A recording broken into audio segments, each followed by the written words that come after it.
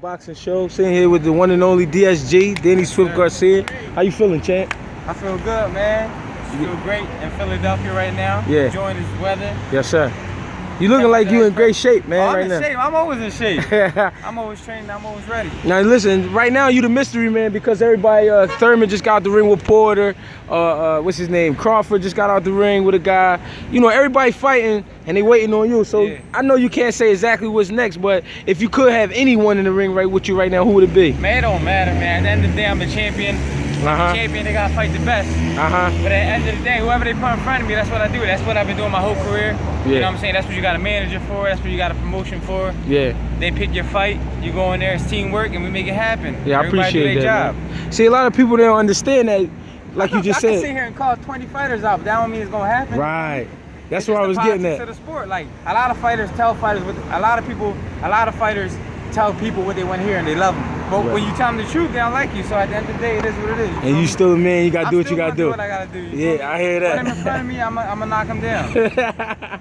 Now listen, people they screaming Crawford, and I can't say I was defending you, but being from Philly, I'm like, man, hold up. Yeah. He beat Hank Lundy, that's cool. Hank Lundy a smaller guy. Yeah. Now we talking about a bigger guy who at the end of the day would do anything to take the win.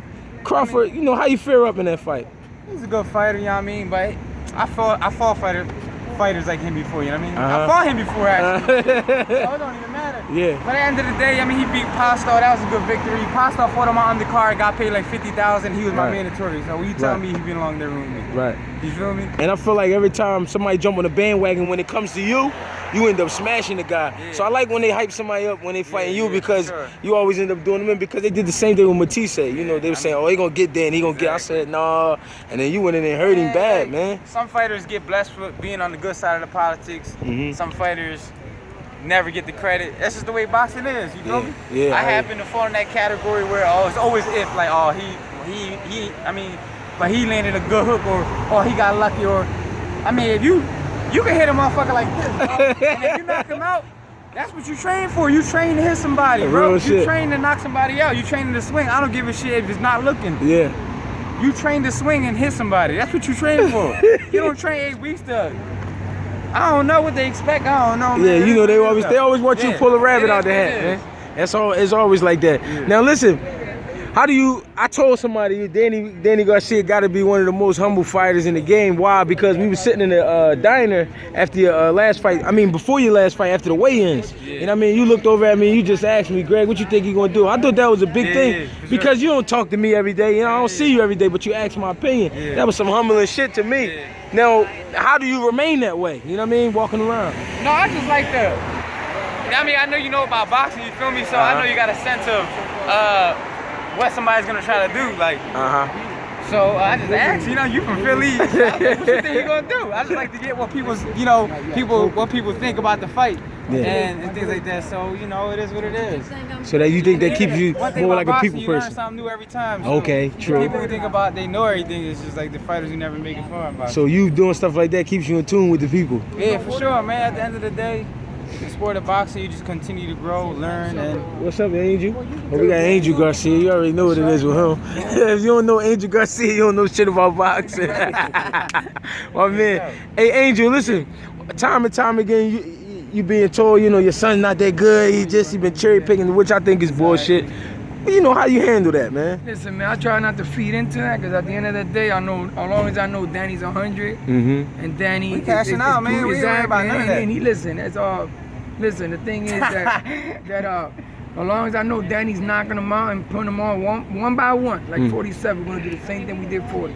Because you got all these young kids getting up in the rankings, right? And winning all these buckles, but they fighting 41-year-olds with 32 wins. Earl Spence. Well, you can say him too. Keith Thurman. Come on, man.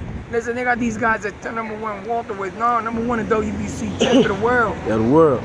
That's the real buckle. And all them buckles are good too, but we're gonna take them one by one. Every single one of them buckles. One by one. One at a time. You only can fight one at a time. Now, do you get tired of hearing it though? Well, you know why? I try not to read none of that because at the end of the day, it's media. So I mean, you know what I mean. That's why they built the internet. and they build phones and all that so people can say things to you, but they can't tell you in your face. Yeah. So people hide behind all that. Yeah. So you know you can't stop that. I don't even That's pay part of attention life. to the politics That's of part of boxing. life. Yeah. The politics of boxing is bullshit. As long as I've I never know- been pound for pound. How the Yeah. fuck? Yeah. I'm a 2-division world champion. I unified a division. But Makes no That's sense. because Oscar owns the but the magazine. That's thing why. is, Like, as long as I know, I Danny's okay and his kids What? okay, because listen, half of them guys ain't really making no money for real. I tell you this though. Listen, we were the best people in the world, man. Yeah. They call the kings of, I'm not, mention no names and shit, but they the king of boxing. We're gonna take over this shit. We're gonna make this shit like the WF and MMA one franchise. That's what we're gonna do. All these promoters step to the curb. We make one big franchise. Then we make little dolls for Toys R Us and all that, and the whole family come out. We're trying to take over. We're trying to take over. We're trying to leave Pinky and the brain.